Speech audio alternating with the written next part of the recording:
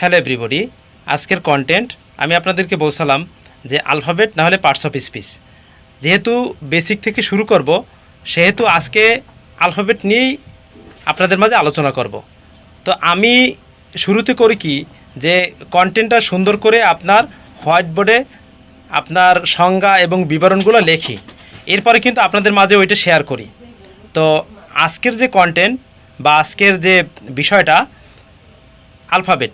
এই আলফাবেট কাকে বলে, আলফাবেট কত প্রকার, কি কি, তারপরে আপনার ওই যে ভাওয়েল কনসোনান্ট, ভাওয়েল কয়টি, কনসোনান্ট কয়টি, এই বিষয়ে আজকে আমি আপনাদেরকে বুঝিয়ে দেব।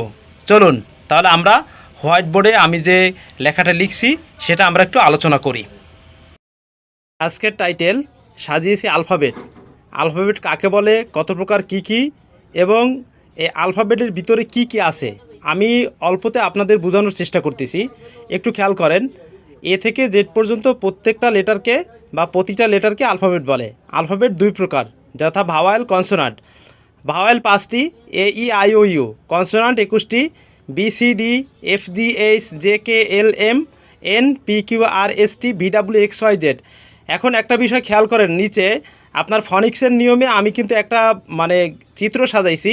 এ ই আই ও ইউ একটা লাইনে সাজিয়েছি, এরপরে কনসোনান্টের বি, এটা দিয়ে আপনার 2 লেটার্সের শব্দ তৈরি করা।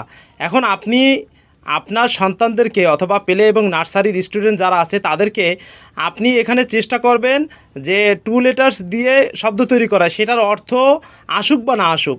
এখন দেখেন, এর সাথে বি, ইর সাথে বি, আর সাথে বি, ওর সাথে বি, আবার ইউর সাথে বি। তাহলে বি দিয়ে আমি কিন্তু প্রত্যেকটাকে বেস ধরছি, বি এ বে, বিই বি, বিআই বাই, পিও বো, বিইউ বিউ। এভাবে যদি আপনি এই আলফাবেটের সাথে প্রত্যেকটা কনসোনান্ট যদি এইখানে একটা বিষয় আছে, আলফাবেট তো দুই প্রকার আমি আপনাদের বলছি। তো এইখানে ভাওয়েলের সাথে প্রতিটা কনসোনান্ট যদি আপনি যুক্ত করে এরকম যদি আপনি ওয়ার্ড তৈরি করা প্রথমে শিখান 2 লেটার্স, এরপরে 3 লেটার্স, এরপর 4 লেটার্স, তাহলে কিন্তু আপনার অরিজিনাল বা অর্থপূর্ণ শব্দ গঠন কিন্তু আপনারা পেয়ে যাবেন। তো ধন্যবাদ, আজকে এ পর্যন্ত। ভালো থাকুন, সুস্থ থাকুন, দেখা হবে নতুন ভিডিওতে, কথা হবে নতুন টপিকে। আসসালামু আলাইকুম রহমতুল্লাহ।